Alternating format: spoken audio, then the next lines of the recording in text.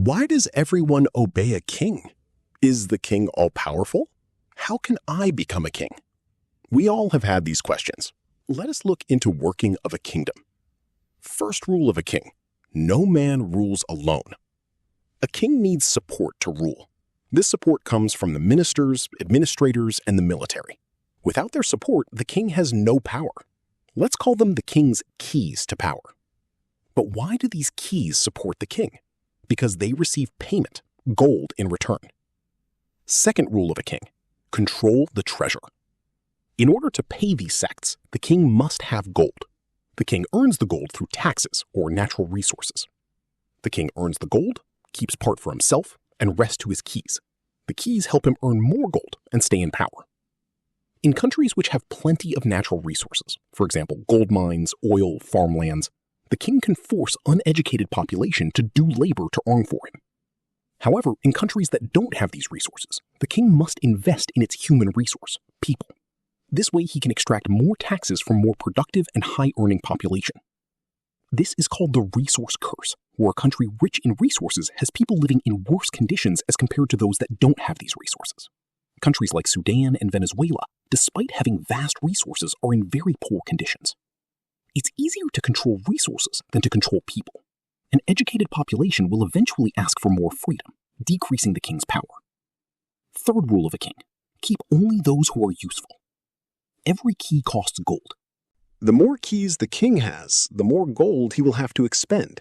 Therefore, it's better for the king to keep only the most essential of keys. Furthermore, each key has potential for revolt. The more keys there are, the less eye the king can keep on each key, resulting in possibility of a revolt. What causes a revolt? If the keys are unsatisfied with king's favor to them, or one of the keys promises the other keys for greater benefits if it was chosen as the king, a revolt can be caused. However, a revolt comes at the cost of possible defeat and execution. Even if the revolution wins, there is a chance of execution by the new king because the keys used to gain power may not be necessary to maintain power. Therefore, the keys won't revolt unless they are certain more beneficial conditions than they are in now. Elite overproduction theory states that instability happens when a society produces more educated or ambitious elites than there are positions of power available. Competition among these elites increases political conflict, polarization, and challenges to existing institutions. The theory is commonly associated with Peter Turchin. This concept is also a counter to people who think oppressed Undulatian peasants lead revolts against the king. Revolts by these peasants is not possible unless they have a strong leader and the military doesn't interfere. Vanguardism theory. An elite, disciplined revolutionary party must inject ideological consciousness and coordinate the revolution. The vanguard spreads ideology, organizes workers, and builds revolutionary momentum. After revolution, it often governs. This provides organized and disciplined revolution, but can lead to authoritarianism. As power concentrates in small elite, democracy doesn't have keys?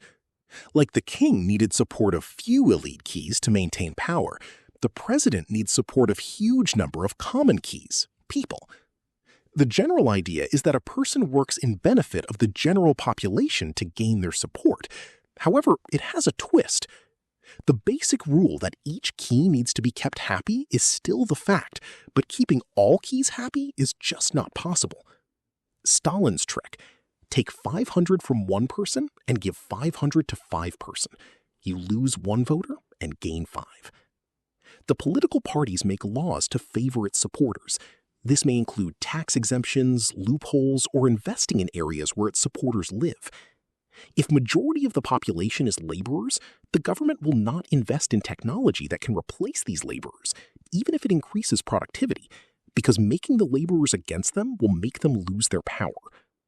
However, democracy is still the best solution we have. In democracy, the ruler has to keep a large number of people happy, which especially includes commoners. Even if he plays tricks and manipulate people into believing in him, the fact is he still has to keep them happy, and if he doesn't, it's easier to remove a democratic leader than any other. Solution: human greed is part of human nature. Leaders will always work first to maintain their power, no matter the cost. The only solution is for most power people to be honest, God-fearing individuals who work for the benefit of humankind to please God and reward of paradise. As for how likely this is, you already know the answer.